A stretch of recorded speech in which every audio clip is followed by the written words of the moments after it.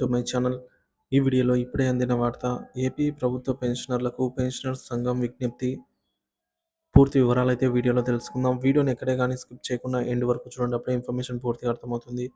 Video చూస్తున్న ప్రతి ఒక్కరు వీడియోకి లైక్ చేయండి ఫ్రెండ్స్. ఈ వీడియోని తోటి పెన్షనర్ మిత్రులతో అయితే షేర్ చేయండి.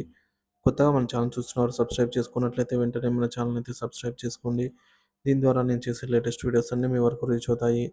ఇక ఆలస్యం చేయకుండా వివరాల్లోకి అయితే వెళ్ళిపోదాము. ఫ్రెండ్స్, ఇక విషయానికి వచ్చినట్లయితే ఆంధ్రప్రదేశ్ పెన్షనర్లకు పెన్షనర్స్ సంఘం విజ్ఞప్తి.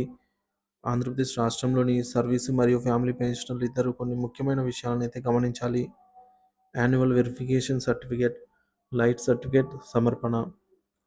ప్రతి పెన్షనర్ తమ లైఫ్ సర్టిఫికేట్ను ఫిబ్రవరి 28లోగా తప్పనిసరిగా సమర్పించాలి.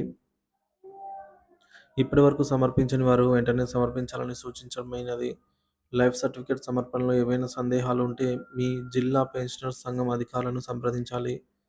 లైఫ్ సర్టిఫికేట్ ఆన్లైన్లో సమర్పించడానికి వీలుగా మీ ఆధారిత బయోమెట్రిక్ ధృవీకరణ లేదా డిజిటల్ లైఫ్ సర్టిఫికేట్ను ఉపయోగించవచ్చు. బ్యాంకు ద్వారా సమర్పించాలనుకుంటే మీ పెన్షన్ అకౌంట్ ఉన్న బ్యాంకు బ్రాంచ్ను సంప్రదించి సమర్పించవచ్చు. ఆదాయ పన్ను, ఇన్కమ్ ట్యాక్స్ మినహాయింపు, కొత్త మరియు పాత విధానాలు. కొందరు పెన్షనర్లకు నవంబర్ నెల నుంచి ఇన్కమ్ ట్యాక్స్ డిడక్షన్ కింద టీడీఎస్ కింద మినహాయింపులు అయితే అనుసరిస్తున్నారు.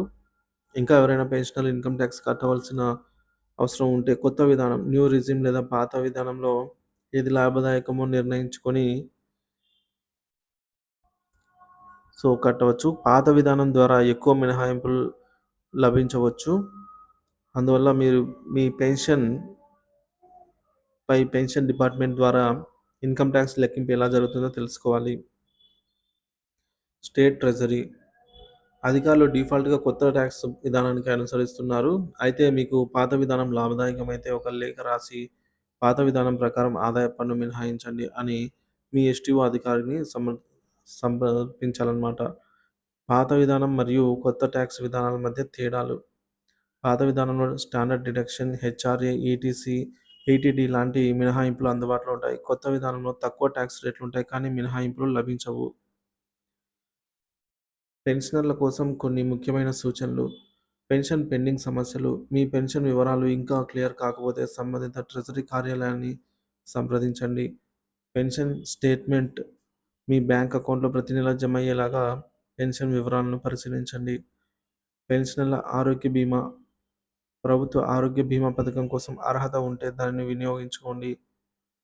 పెన్షన్ సంబంధిత ఏదైనా సమస్యలు ఉంటే జిల్లా పెన్షనర్ సంఘం లేదా ట్రెజరీ అధికారుల సహాయం తీసుకోవచ్చు. పెన్షనర్ల కోసం మరింత సులభతర సేవలు. ప్రభుత్వం పెన్షనర్ల సేవలను డిజిటలైజ్ చేస్తోంది. అందువల్ల పెన్షనర్లు తమ సమస్యలను తక్షణమే పరిష్కరించుకునేలాగా ఆన్లైన్ సేవలను అయితే వినియోగించుకోవచ్చు. ఇకపోతే జీవన్ ప్రమాణ్ వెబ్సైట్లో కూడా మనము లైఫ్ సర్టిఫికేట్ని అయితే సమర్పించవచ్చండి. ఆంధ్రప్రదేశ్ రాష్ట్రంలోని పెన్షనర్లు లైఫ్ సర్టిఫికేట్ సమర్పించడం, ఇన్కమ్ ట్యాక్స్ కొత్త మరియు పాత విధానాలపై అవగాహన కలిగి ఉండటం వంటి కీలక విషయాల్లో అప్రమత్తంగా ఉండాలి. ఇది వారికి ఆర్థిక లబ్ధి కలిగించడమే కాకుండా అనవసర సమస్యల నుంచి రక్షిస్తుంది.